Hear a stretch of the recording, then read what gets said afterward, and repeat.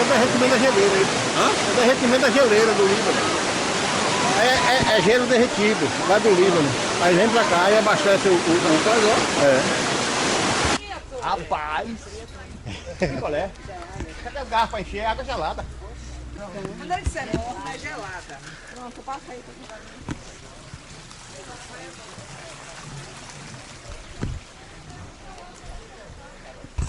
É velho, viu? Essa muralha é pra quê? Bom muro, viu? Vai olhando, vai admirando. Ela por dentro, nós vamos ver muita coisa antiga, arqueologicamente falando. Eu vou passar por cada uma delas e vou falar para você.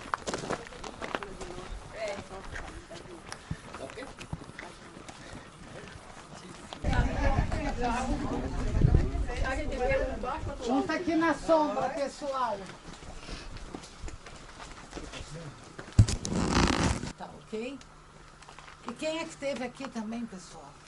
Quem é o pai de todos? Abraão. Meu amigo, qual é seu nome? Fabiano. Fabiano, você está sentado em cima de um dos altares. Pagãos! Não pode sentar, pode sentar. Eu só estou falando. Aonde vocês estão? Já pisei logo. É dois altares pagãos, porque era do tempo de Jeroboão, Acabe, todos eles estiveram aqui. Tá bom? E nos anos 70, 80, o que foi achado aqui? Uma pedra.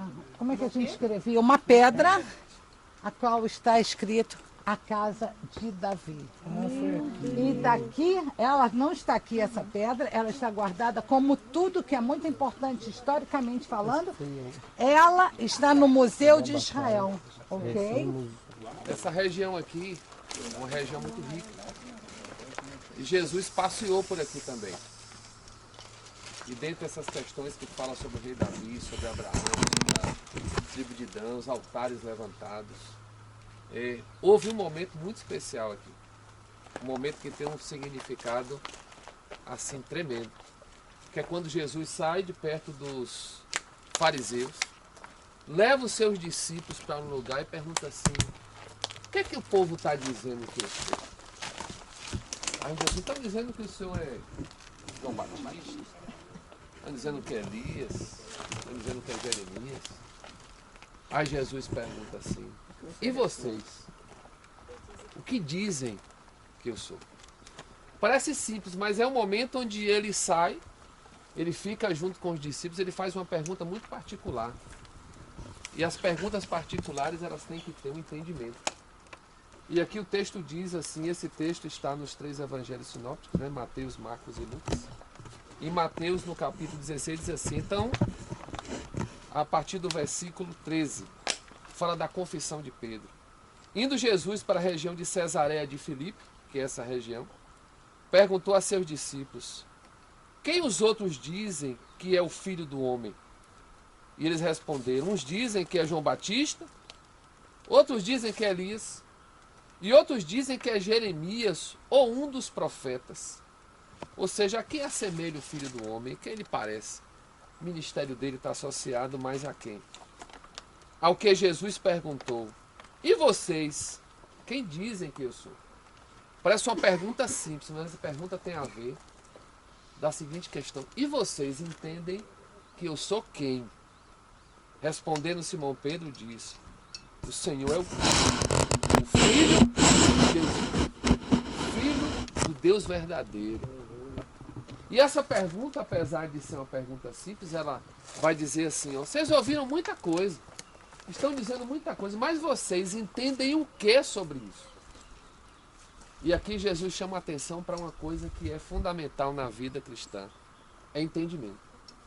A gente ouve muita pregação, a gente lê a Bíblia, a gente ouve no YouTube, a gente ouve tantas coisas. Mas se não houver o entendimento, tudo é perdido. Porque é conhecimento sobre conhecimento. O que muda a vida do homem é entendimento. O apóstolo Paulo vai falar em Romanos 12, vai dizer assim: e não vos conformeis com este século, mas transformai-vos com a renovação da vossa mente. para que experimenteis a boa, agradável e perfeita vontade de Deus. Renovação da mente é mudança de mente e entendimento. Não é simplesmente o que eu acho, é o que Cristo quer dizer para nós. E ali ele diz assim, vocês entenderam que eu sou quem? Aí Pedro, como líder, uma região aqui, né, nessa região, ele afirma que tu és o Filho do Deus vivo. Tu és o Cristo, tu é aquele que foi enviado, tu és o ungido, tu és o Salvador. E aí Jesus diz assim, bem-aventurado é você, Simão Barjonas, porque não foi carne e sangue que revelaram isso a você, mas meu Pai que está nos céus. Ele disse, isso não é entendimento humano, isso é entendimento do céu. E esse entendimento do céu é que precisamos buscar, porque isso é que muda a nossa vida. Foi o que mudou a vida de Zaqueu quando Jesus entra na casa dele e ele entende o que realmente era o evangelho. E Zaqueu diz assim, ó, eu vou mudar de vida, metade dos meus bens eu vou dar aos pobres e eu vou restituir 4 vezes mais.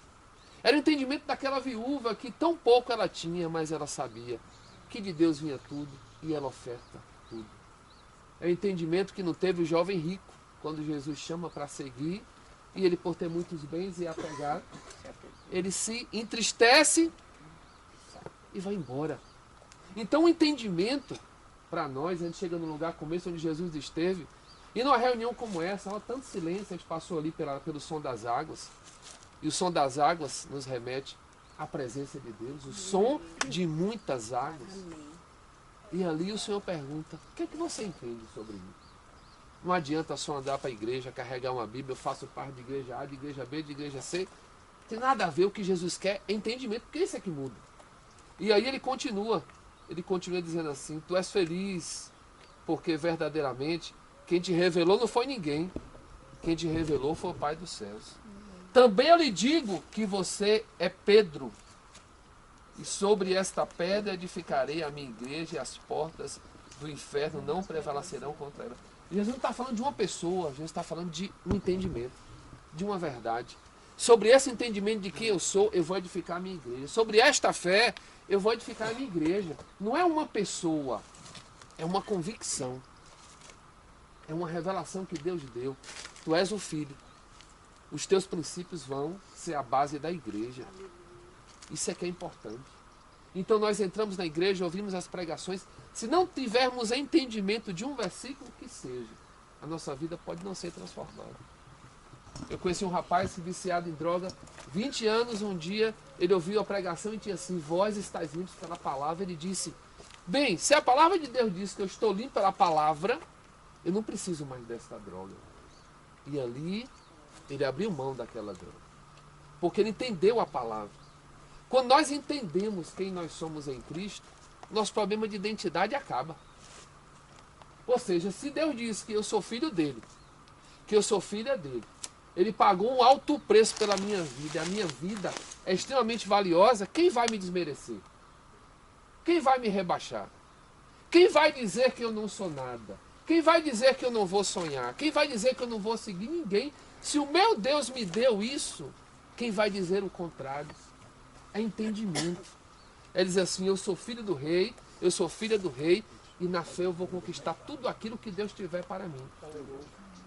Isso é entendimento do céu, não é entendimento da terra. Porque na terra, o que nós ouvimos na terra geralmente nos colocam para baixo.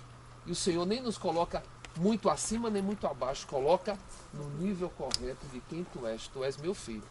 Tu precisa estar sabendo que tu é nem a mais nem a menos, mas tu és o filho do rei. Amém. E aqui ele continua dizendo assim para Pedro, sobre esta pedra edificaria a minha igreja e as portas do inferno não prevalecerão. Muitas nações iriam se levantar, muitas portas de perseguição, mas o evangelho não acabaria, não seria abortado, porque essas portas não prevaleceriam contra esta verdade. Eu lhe darei as chaves do reino dos céus. O que você ligar na terra será ligado nos céus, e o que você desligar na terra será desligado nos céus. Aqui, com muitas interpretações, existe uma única verdade entre muitas interpretações. O Senhor Jesus dá a Pedro uma responsabilidade. Você entendeu quem eu sou, você conhece o Evangelho, esta fé, ela precisa ser propagada. O mundo precisa conhecer quem eu sou, não o que os outros dizem, mas quem eu sou. E aí ele dá esta esta missão a Pedro e diz assim no versículo 20: então Jesus ordenou aos discípulos que não dissesse a ninguém que ele era o Cristo. Não era simplesmente naquele momento para aquilo que eles iam dizer, era para aquilo que as pessoas iriam perceber. Lá na frente, com a morte de cruz e a ressurreição, sim, mas naquele momento não. Então o que Jesus busca de nós é o entendimento. E nós precisamos desse entendimento. Estamos pisando numa terra que fala tanto para nós, né? Como diz Patrícia, tudo aqui fala para nós. Não só aqui nos lugares que nós vamos, tudo fala. Nós precisamos entender este amor grandioso de Deus por nós. Então nesse momento eu queria só orar por isso, para que Deus nos desse esse entendimento aguçado. De lermos a palavra, de buscarmos um tempo de oração, de buscarmos, Senhor, o que o Senhor quer falar comigo? E Deus falar uma vírgula, aquela vírgula ser tão bem entendida.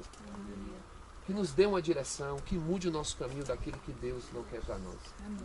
Para que verdadeiramente possamos entender quem eu sou em Cristo. O quanto que realmente a minha vida vale e o que nessa vida não tem valor. Amém. Queria que você fechasse seus olhos e eu pedir a Te louvamos. Te louvamos, ó Senhor, Pelo seu imenso amor. Manifesta o teu perdão e poder para morrer em meu lugar. Na cruz sofrer os meus pecados,